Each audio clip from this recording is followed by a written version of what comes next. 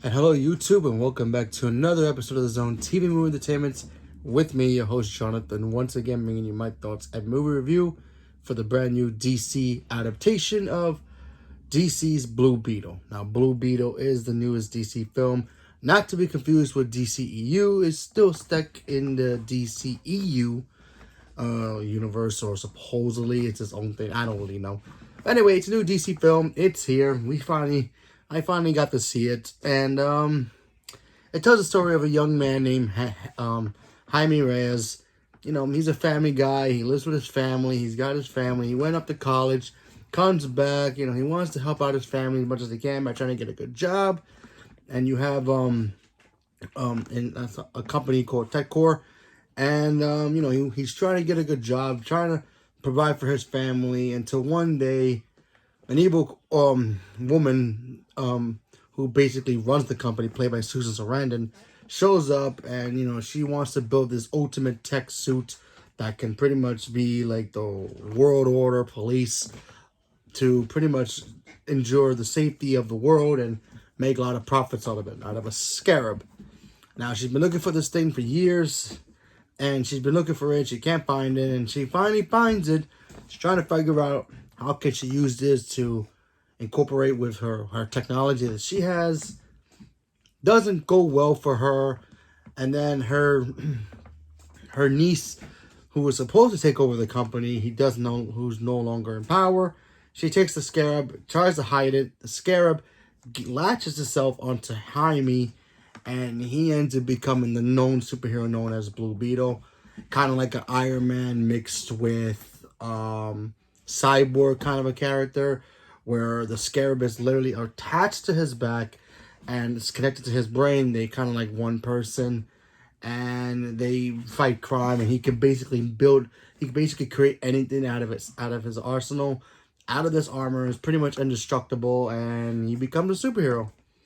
Okay, so you know, when I first saw the trailer, I thought it looked okay.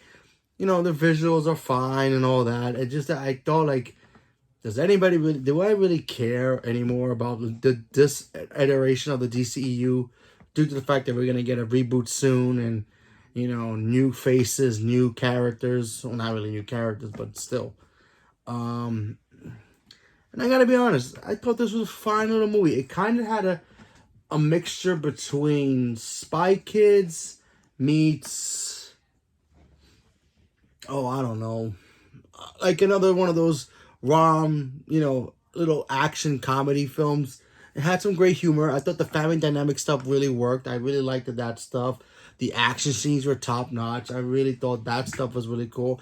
You know, it didn't really blow my mind about, oh, this is the best superhero film of the year. This is gonna be the change in the guard of what superhero films should be.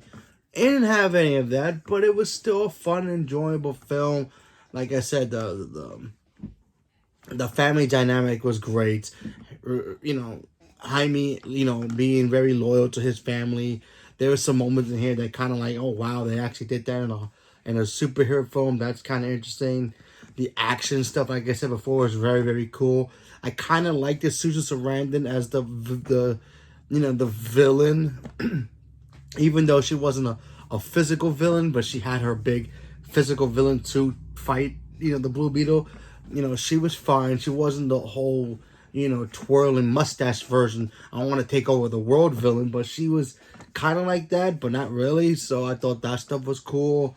You know, the main girl, the girlfriend, if you will, I thought she was pretty cool. The grandma stuff was like the fun part. I thought that stuff was kind of fun. And you know, I like the kid from Cobra Kai. I really wish I knew his name. I apologize. He was great as Jaime. George Lopez was in this movie too. He was great. I like anything George Lopez does, you know, even if he's in a small little role here or there. He was a kind of a standout character for me. And like I said before, it was a fun DC little film. It wasn't anything special, but it was still a little fun. And, you know, it was kind of refreshing to see a good DC film in a while. Because, you know, if you don't count the Batman or the Joker, you know, DC, you know, connected universe movies don't really have the joy anymore that it used to be, you know? Man of Steel was great. but then it kind of just falls off with the rest of the stuff. You know, some of them are they're good movies, some of them are, but they just don't have that feel anymore. If you see, but you know, what can you do?